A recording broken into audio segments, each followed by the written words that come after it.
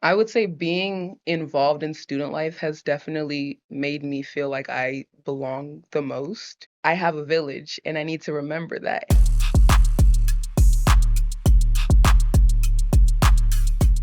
Welcome to Beyond the Classroom, the Montgomery College podcast where students share what their college journey really looks like.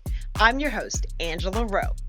Each episode goes beyond the classroom into the experiences that shape confidence, connection, and what comes next. Thanks for joining us. Now let's dive in. Welcome, Tolu. Thank you, Miss Rowe. It's a pleasure to be here. Tell me about yourself. I am a second year college student graduating this semester. Um, I was born in Lagos, Nigeria. I moved to America in 2016, September 1st. I work 3 jobs. I am a full-time student. My major is psychology. I have 3 older siblings. I love my sister to death. Um, I plan on transferring to UMBC after MC to continue majoring in social work and then hopefully get my master's degree and then become a therapist.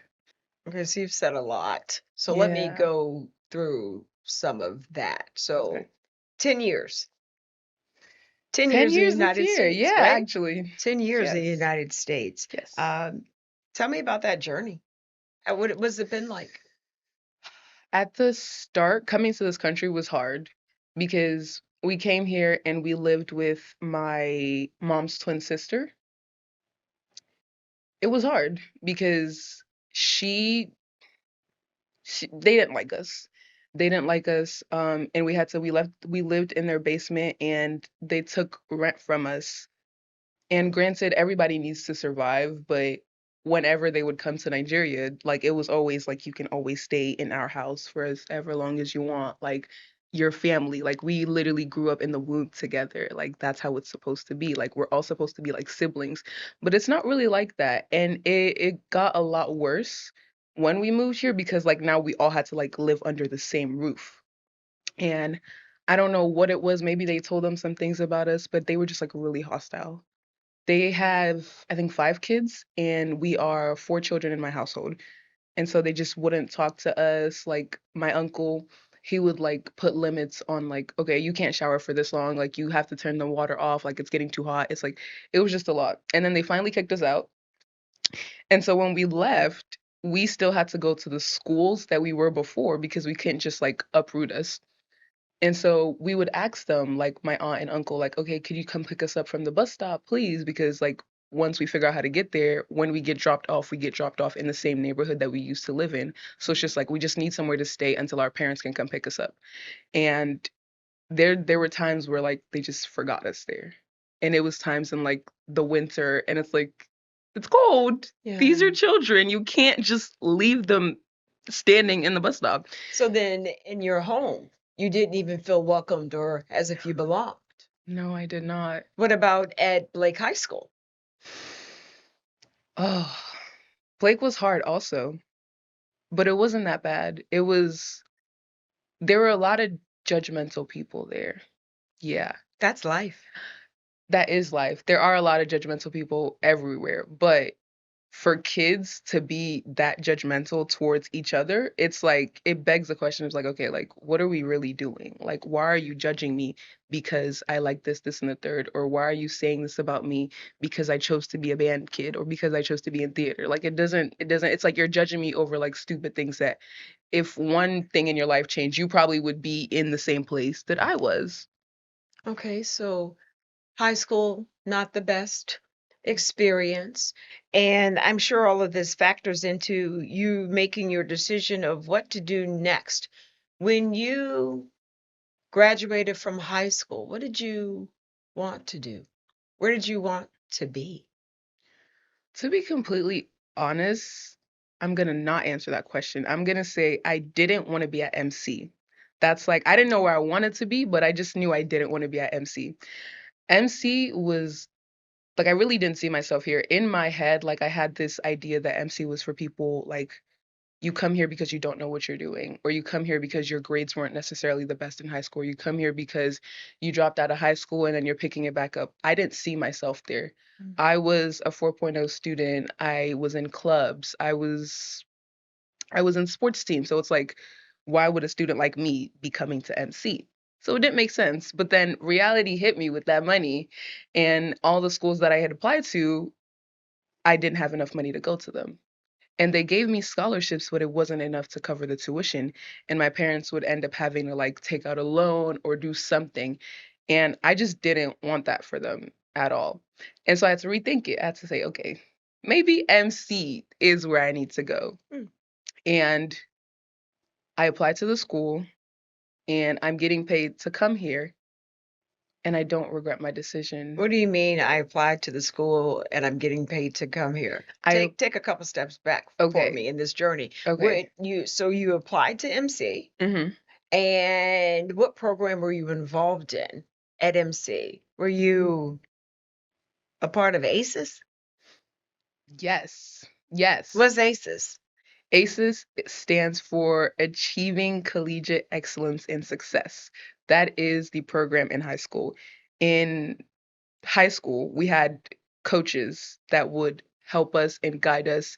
And my coach, Dr. McConan, helped me with my application process. And she was one of the people that convinced me to come to MC. And so I came to MC through ACES. And when you come to MC, there is a continuation program for the ACES. It's called AALP, which is the ACES Ambassador Leadership Program. And that is what I'm currently in, which I'm also a student coordinator of. You came with ACES. So ACES starts in high school. ACES starts in high school. And what is the role that ACES plays in your college life right now? Clarify that for me. Right now, we have, like, you have college coaches, or you have coaches in high school. They also have coaches at MC. Oh. So we're all assigned coaches based on your last name. And my coach is Miss Little on Tacoma campus. And those coaches basically do the same thing that they did in high school. They're here to guide you, they're here to help you apply for classes, they're here to help you find scholarships. Like, I remember my first semester here. Yeah. And I was applying for my classes, or I was trying to register for classes, and like the classes, like, they weren't there. There wasn't a lot of options, and I didn't know what to do, and I was really stressing out.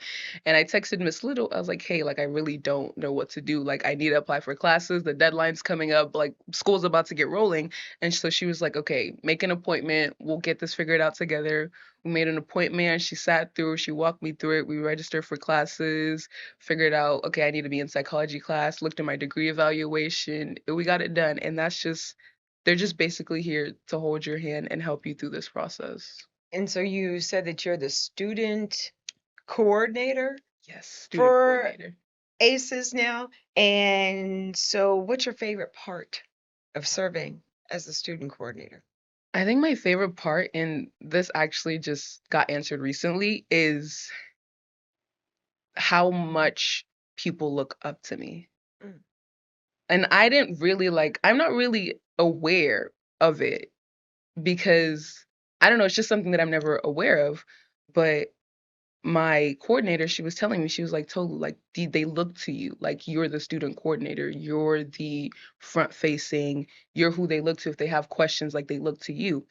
And so it's just, it makes me really happy to like be a role model to people, because I know, like, when I was growing up, like, I had role models. Like, my sister's my biggest role model. Like, I look up to Miss Rowe, one of my biggest role model. You are amazing, but get back on track. So to know that I am a role model to other people, when it's like I would have never seen myself in a position like that, like me, somebody's role models, like, what? So But then is part of that, you think, because you make them feel as if they matter? I would think so. I try to do that. Okay. Yeah. So then have you been made to feel like you matter here at MC? Because I see that you're a coordinator, you're president of the Black Student Union. Every time I walk near Lisa Hackley's office, the director of student life, I see you in there and I see you talking to students. So how do you feel at MC? You do you feel like you belong, and then do you help others to feel that sense of belonging? I would say being involved in student life has definitely made me feel like I belong the most because Miss Lisa Hackley and all the staff and all the adults under like that are in our care, they make us feel like we belong.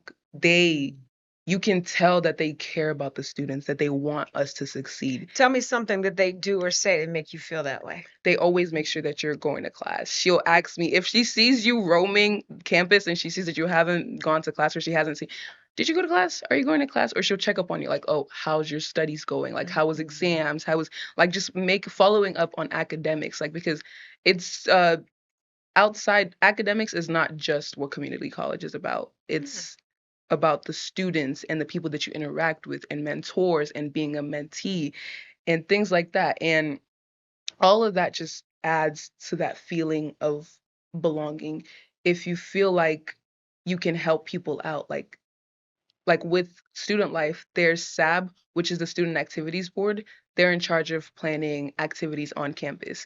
And they plan activities that make everybody feel included. I know they had a Black History Month celebration, they had an Eid celebration, and I've had people tell me that like seeing themselves represented at a community college makes them feel like they belong. And so being on SAB and being able to bring these events and make these events like put them together, that's like I'm helping somebody else make them feel like they belong. And so it's so fulfilling. Good. Yeah, I'm glad to hear that. And shout out to Miss Lisa Hackley, absolutely. who we all know and love. And there's somebody else in ACES that has been extremely Yes. supportive of you. Yes. Do you want to Miss share? Gina DeMedio Marazza, that is the student coordinator of the ACES Ambassador Leadership Program. She has been a really big mentor in my life, academically and like just like personally too. I'm going to talk about personally a lot more because I know this is a personal show. But back in fall semester, I had something happen to my mom and she had to be on, like, she had to stay home for like 5 months. She was home for 5 months. And essentially, my sister and we kind of had to like help her around the house, things like that. And I'm just coming into my role as student coordinator. And so and being a college student again, and being president of the BSU. So all of these things it felt like a lot. And I had told Miss Sheena, and she always texted me saying she's keeping me and my mom in her prayers. She told me that it's okay, like just get it done when you're able to get it done. And she would just constantly like check on me. And I think that was the biggest thing. Like it didn't even have to be much, but she would just constantly like, Tolu, how's your mom? Is she okay? And there would be times where we would have to have meetings on campus and then I would have to leave early because somebody had to stay home with my mom and she would be like, Tolu, it's okay. Like I know you need to go. Or I remember this one time we were having a meeting and somebody was supposed to be home with my mom, but I ended up getting a call that, oh, she needed me home like immediately. And Miss Gina was like, I understand. You have to go. You have to go. And she let me. And a lot of people aren't like that. A lot of people take situations like that personally. And it just meant a lot that she didn't because it really is never personal. So she saw you, right? And what your situation was, and was able to work out whatever it was that was needed in the office Yes, for she work. did. And she wanted you to be there for your mother. Yes, Right? she did. Yes, she Okay, did. I get it. So everybody's not involved like you are. Everyone is not as active as Tolu is on the campuses. Tell Hmm. me, what are students missing out on that are not involved in student life, that don't participate in a club? I think the biggest thing is community. It's people that you can a village, that's the word. Mhm. And you actually told me that word. You told me that I have a village and I need to remember that. And I think that people who aren't involved, yes, they might have a village outside of school, but you're always at school. So it's so important to have a village in school also. It's important to have people who's going to write your recommendation letters. That's really important. Who is going to write not even college recommendation, job recommendation letters? Let's say, okay, you're done with your associates and you want to go into the workforce. You went through your 2 years of college, you didn't really interact with anybody, you didn't participate. Who can you ask to write your recommendation letters? Who you've grown a lot since out of high school. So it's like you're a whole new person. Who knows that person? And if you're not involved, not only are you limiting yourself, you're limiting like other people of what they could gain from your presence. And oh my gosh, Miss Rowe, you've been so very crucial in my life because a lot of these things that I'm saying, they come from conversations that I've had with you. And I'm realizing that. You make me sound so incredible. Let's go. I'm gonna move on to. Thank you. I'm gonna move on though to transfer because you know how I feel about transfer, and I know how you feel about transfer. I know that you have volunteered at each transfer fair this past year. What are your transfer goals, Tolu? My transfer goals are to transfer to UMBC and major in social work. I applied to 5 schools this period. I applied to Morgan, Coppin, UT Austin, UMD, and then UMBC. Okay. Yeah, and I'm really gonna go to I UMBC is my like I want to go there. The program is good, social work program is good, and they also have a study abroad program, which is something that I'm interested in. Um, but at the end of the day, I'm gonna go to wherever like gives me the most money or wherever I'm able to get the school fully covered, fully funded. Because, like I said, immigrant parents, immigrant, even actually, you don't need to be an immigrant to want to get your school paid for. Yeah, Not at I all. just don't want to pay out of pocket. Yeah, Sure. yeah, Sure. But you got to put forth the work. You absolutely. have to search and Scholarships search apply. for Yep. scholarships. Hmm. Are you considering, because I know about the pathway with UMBC for social work, are you looking at main campus? Or are you looking at USG? This is something that I've been thinking about recently also. Okay. Um, I want to go to main campus mainly because I want the campus experience. Like I Mhm. want to live on campus or maybe off campus, but I don't want to be home for the last 2 years of college. And USG, similar to MC, I love the smaller class sizes. Mhm. The smaller class sizes, the intimate environment, like being close. You're able to know your professor. And that's one thing that's worrying me about going to UMBC. But then somebody told me that you're done with your prerequisites. You're going to be a junior. So the likelihood of you being in classes with like 60 plus people it's a lot lower than if I started as a freshman. But I did apply to both USG and main campus. So again, like I said, it's really wherever gives me the most money. So you'll have options. I will have options. Do you see yourself after you graduate with a degree in what, social work? You Hmm. think you're going to get a master's? Absolutely. I want to be financially independent. I want to be financially free. Okay. And in order for me to do that, I need to get my master's in this particular major.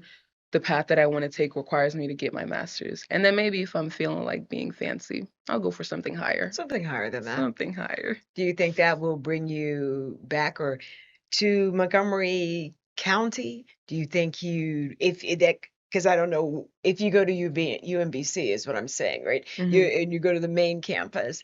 Do you think that after your studies there that you'd want to come back and share all of that goodness and education right here? I feel like I've been thinking about this a lot, but I've really been thinking about a lot of things a lot. But Miss Karen Price, who is actually the director of ACES, Mhm. was talking to us, me and a couple alumni, telling us that MC is a really good place to come back to work. Not only because they cover your graduate, but because like the community, the people, I've seen what being in Montgomery College or Montgomery County does for me. Montgomery County cares about its students.